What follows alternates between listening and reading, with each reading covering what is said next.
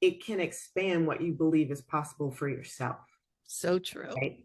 And a lot of us don't have access to strangers to just go up to them and be like, hey, here are my 18 questions that are really deep and nosy about your life, like I was able to do. You know what I mean? So it's just like when you work a job and nobody talks about their pay. You don't know what's going on over there So versus true. what's going on here.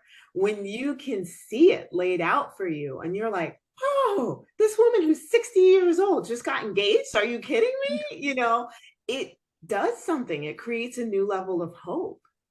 You Yeah. know, so I would say, and you know, I was teasing by saying my book, but anything that exposes you to those kinds of stories, people, you know, maybe it's a live meetup where you go and there are women who are our ages who have love and who are happy, who are